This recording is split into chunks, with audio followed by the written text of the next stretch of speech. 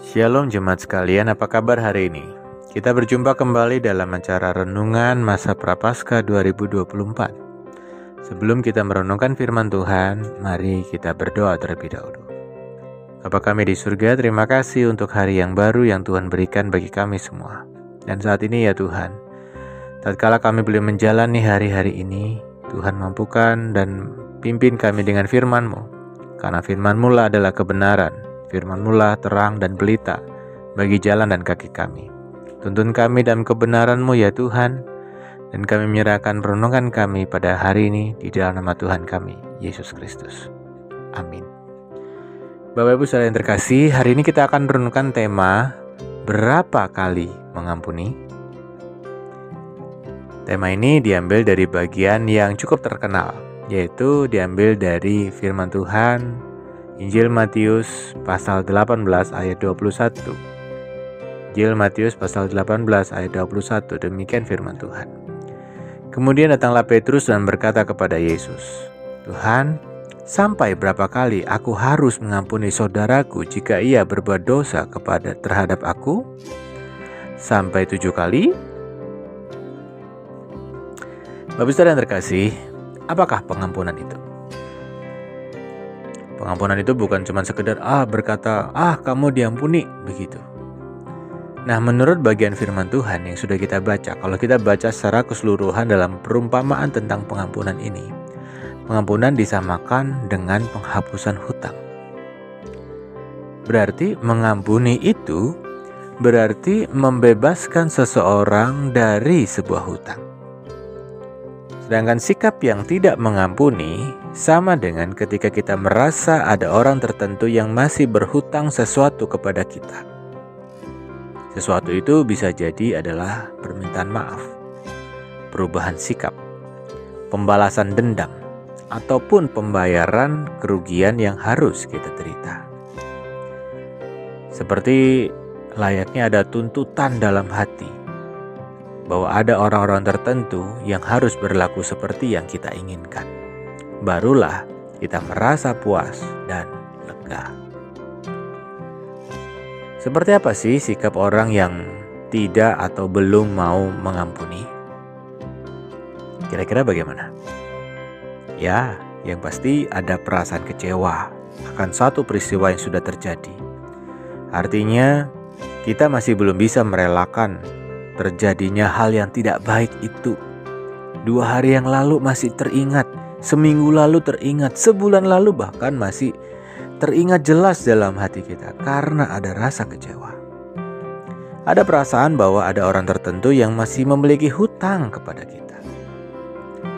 Ada tuntutan bagi orang-orang tertentu yang kita anggap masih memiliki hutang. Dia itu ya belum minta maaf sama saya. Dia itu ya belum begini sama saya. Bahkan sikap orang yang belum bisa mengampuni adalah ada perasaan sakit ketika mengingat peristiwa atau orang tersebut. Dan biasanya orang itu selalu berkata, "Waduh, jangan sebut nama itu di telingaku. Benci, dendam, sudah kesumat kayaknya saya itu." Tetapi sikap seperti apakah orang yang sudah mengampuni? Orang itu bisa sekali teringat peristiwa atau seseorang yang terlibat di dalamnya tanpa kembali merasakan sakit dan kecewa. Iya ya, ingat ya, minggu lalu itu aku ditabrak oleh ini ya, si A, si B, si C. Tapi ya sudahlah. Orang yang demikian dia juga tidak merasakan adanya tuntutan pada orang tersebut agar mereka berubah atau mereka meminta maaf, dan mereka pun juga tidak dianggap berhutang sesuatu kepada kita. Dan sikap orang yang sudah mengampuni adalah dapat bersyukur atau belajar sesuatu yang baik dari peristiwa tersebut. Iya ya, yang lalu itu tertabrak. Iya, memang saya itu harus hati-hati kayaknya kalau jalan itu ya. Harus lihat jalan, jangan lihat orang gitu. Nah, yang menjadi masalah adalah seringkali sikap mengampuni itu bukanlah hasil pengampunan yang sejati atau dengan segenap hati. melainkan hanya keluar dari usaha pikiran kita dan hati kita untuk terbebas dari rasa sakit dengan cepat. Yang biasanya kita lakukan dengan cara apa? Melupakan. Aduh, aku mau lupain semuanya. Mengabaikan, menganggap enteng dampak yang terjadi karena peristiwa itu. Bahkan mengeraskan hati.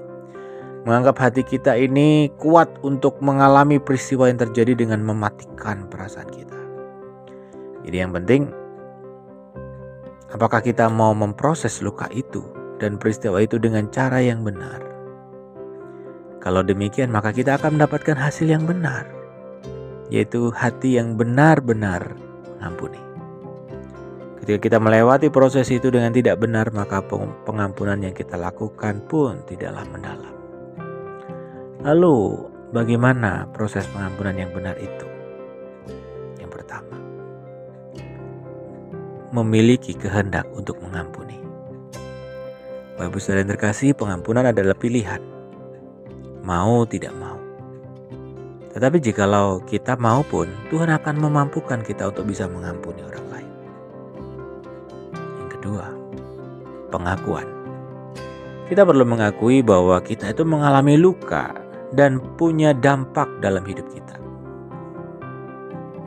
Yang ketiga, pengampunan. Memaafkan orang, melepaskan perasaan bahwa dia itu perlu meminta maaf pada kita gitu ya. Lepasin saja. Selanjutnya, yang keempat, kerelaan.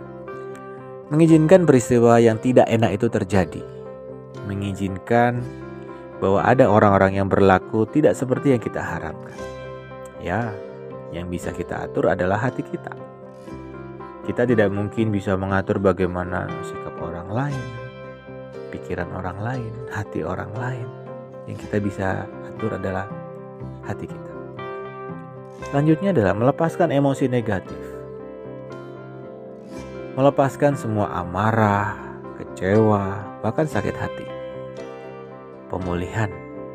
Selanjutnya langkah ini yaitu kita sedang memohon kepada Tuhan untuk menyembuhkan hati kita yang sakit ini. Kedamaian. Langkah selanjutnya ini meminta Tuhan mencurahkan damai sejahtera bagi kita. Dan yang terakhir, konfirmasi. Peneguhan kembali bahwa kita sudah mengampuni. Dan ini sangat baik ketika kita datang kembali kepada orang yang sudah menyakiti dan kita hanya berkata, aku sudah mengampuni kamu. Bapak Saudara yang terkasih, terkadang cukup sekali kita mengampuni. Namun, dalam kasus-kasus tertentu, tahapan yang ada di atas itu perlu dilakukan secara perlahan dan perlu diulang sehingga semakin lama semakin kuat. Bagaimanapun caranya, kita akan tetap berproses dengan cara yang benar dan mendatangkan berkat dan damai dalam hidup kita. Kira-kira dari pertanyaan Petrus yang tadi itu, kira-kira Tuhan Yesus jawab apa?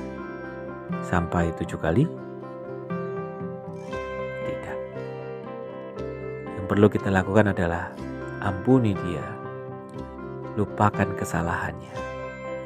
Mulailah hidup yang baru, yang jauh lebih baik dibanding hari ini. Mari kita berdoa. Bapa kami di surga, Allah yang sangat mengasihi kami, yang sudah mengampuni kami. Begitu banyak dosa dan salah kami di hadapan-Mu ya Tuhan. Dan kami bersyukur Kau Allah Maha Pengampun. Dan saat ini kami yang bisa sekali tersakiti, bahkan masih tersakiti dalam hati kami. Tuhan, ajar kami untuk mau mengampuni. Tuntun kami melalui proses-proses pengampunan itu, agar kami boleh menjalani hidup ini dengan berbahagia, dengan memiliki damai sejahtera. Tuhan, tuntun kami yang lemah di dalam melewati masa-masa puasa ini. Ajar kami untuk mau mengampuni. Puasa kami mau meredam amarah, meredam sakit hati. Dan biarlah itu semua kami lakukan hanya untuk memuliakan nama Tuhan. Tuntun kami ya Bapa, ini hidup kami, ini diri kami, syafaat kami naikkan di dalam nama Tuhan kami, Yesus Kristus. Amin. Tuhan Yesus memberkati saudara-saudara semua.